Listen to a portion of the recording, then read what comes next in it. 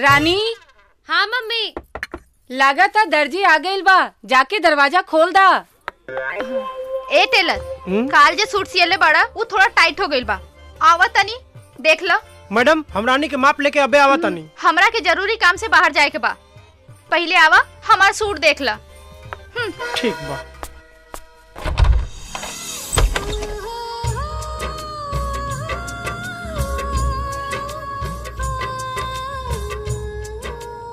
ए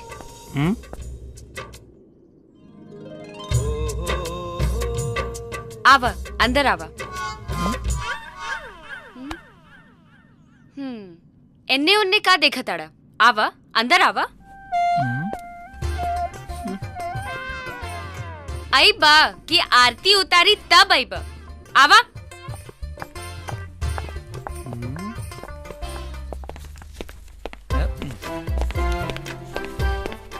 निकाल कर।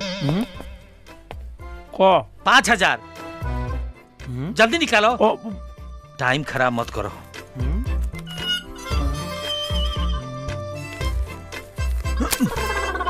जा। और अब ओहा काहे खड़ा हो गइला, आवा।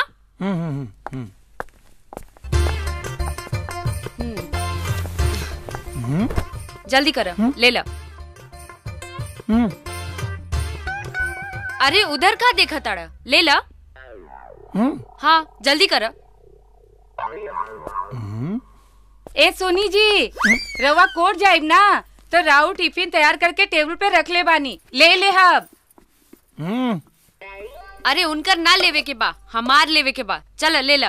अरे अरे छोड़ हमरा के, छोड़। अरे छोड़ ना हमरा के, अरे छोड़ ना हमरा के, ए छोड़ा हमरा बेटे के। तू के हवा, हमरा घर में घुस के हमरे बेटे के साथ छेड़खानी करा तारा।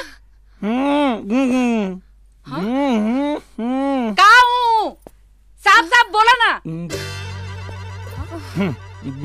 अरे हाय देखा, हम पूछा था नहीं तो बोलत नहीं खे। अरे तोरा हिम्मत कैसे भइल हमरा घर में घुसे के? हाँ अरे बोला ना, के हवा, घर में काहे घुसला? अरे हम ना घुसनी है, ई घर में बोलौली है। आ एक आदमी 5,000 रुपया लेला सा। कौन लेला था? का भइल हो? ये ले ले। का जी, रवा इनका से 5,000 रुपया लेनी है? हाँ, लेकिन भइल का? कुछ ना भाई, चलो पैसा निकालो वापस। अरे दे तू बाली, लेकिन भइल का? की भले भाई? अरे कुछ ना, तनी हने आओ। हम दरवाजा अब खड़ा रहनी है, तो ई हमरा के घर में बोलौली है। आई 5,000 रुपया ले ले। आई बेडरूम में ले जाके हाथ ऐसे उठा के आ कहलिए कि ले लो, तो हम खाली एगो प्यार से झपकी ले। अरे यही करत रहे। अरे छोड़ छोड़ छोड़ो ना।